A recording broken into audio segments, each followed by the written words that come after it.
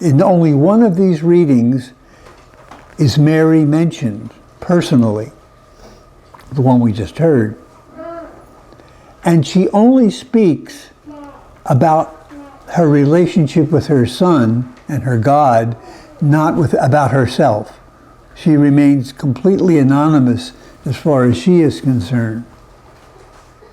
And the reason for that is because her son came among us with a job description.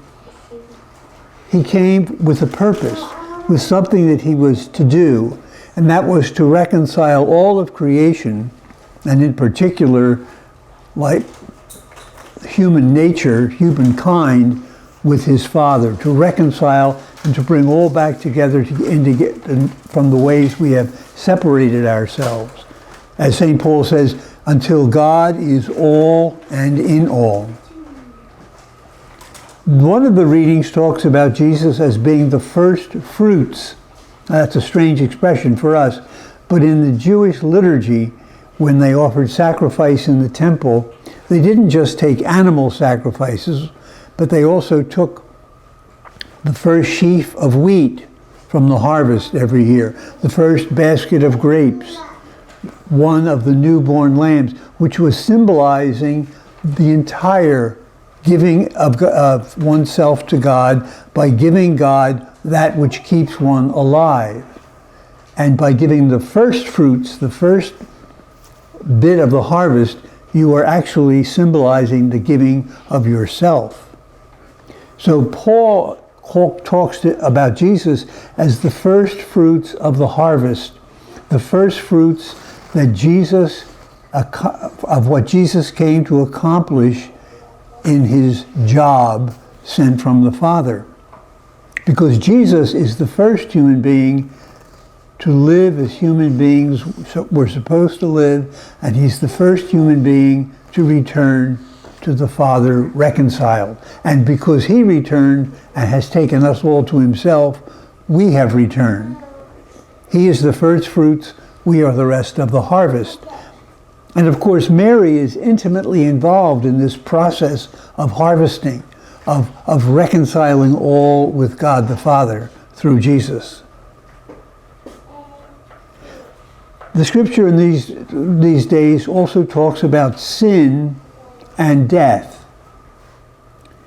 Because sin in the old mentality was the cause of death.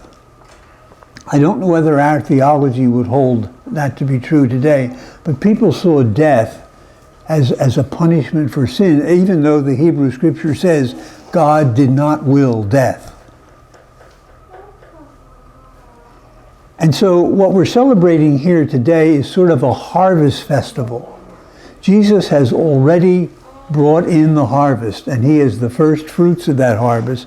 And Mary, since she was so intimately connected with the beginnings of that job that Jesus came to do, is celebrated by being freed from the bonds of death even before the rest of us will be freed.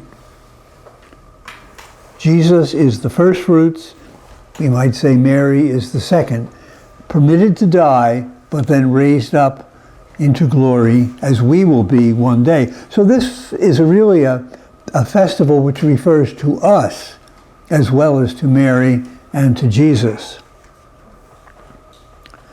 The conquest of sin and death is ours as well as Christ, because he has shared his victory with us. But this job that Jesus had, this work which he was sent to do, isn't finished. It's a work in process, an ongoing task.